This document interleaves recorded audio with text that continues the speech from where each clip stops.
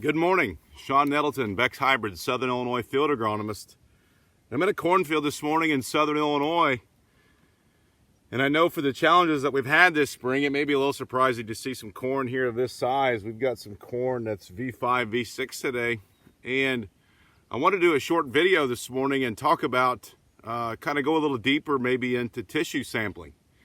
And so in the Crop Talk article that just came out in June, I talked about, targeting, doing some tissue sampling versus a more reactive approach is what we tend to do with tissue sampling. And what I mean by reactive is if we see something going on out in the field, we'll call an agronomist or we'll call a seed advisor or a dealer, and we'll pull a tissue sample to try to figure out what's going on.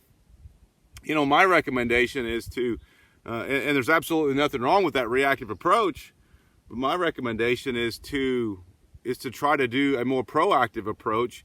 And let's take tissue samples at a targeted time in the growing season, maybe to try to get a better understanding of what's going on within the plant.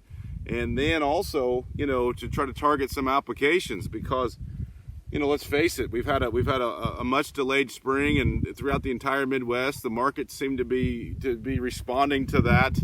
A lot of this corn is later planted. Let's do everything we can to put as many bushels in the tank as we can profitably, and go about it that way. So behind the camera over there, back to the north, or back behind us over there, I just tissue sampled in a field that's about V10, so it was planted a little bit ahead.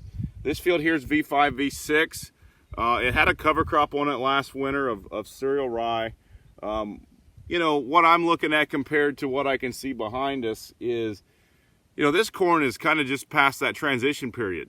And so, at about V3, V4, this corn started growing, started feeding off of its roots rather than off of the seed. And so corn tends to be, in my mind, tends to be a little ugly, during that and shortly after that transition period until it gets well established on its root system. But at the same time, V5, V6, obviously we know that we're starting to determine the number of rows around on our ears. And so I think I'm a little late here. Honestly, I'd like to be in this field probably V3, V4, to get an idea of maybe if there's something that we can do to try to lessen, this period where this corn always seems to struggle a little bit, which coincides, when we're doing some kernels, some rows around determination. I'm a little late, but I think at the same time, it's going to give us a good foundation of where we need to go. And so in the field with me, obviously you see a soil probe, and you probably wonder, well, why has he got a soil probe if he's talking about tissue sampling? And I've got my bucket to collect my soil in, and then I've got my tissue sample bags and my soil sample bags.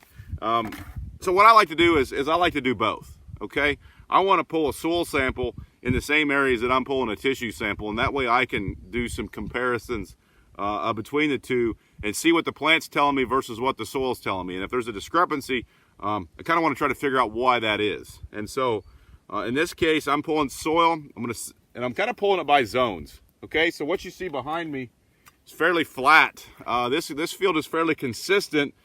Just to the right of me over here to the east is a pretty good ridge. And so I'm going to treat this in zones, and I'm going to take this flat sample area, and I'm going to sample it as one area.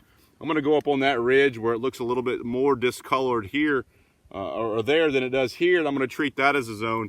And I'm going to pull a sample, and I'm going to send it to a lab, and I'm going to do the full workup here. I'm going to do, all the common nutrients, micronutrients, but I'm also going to have a soil health analysis done. Because I think sometimes we worry too much about chemistry when it comes to these sampling and not enough about biology. So I'm going to take a look at the biology that's working here and see how that, works in conjunction with the nutrients.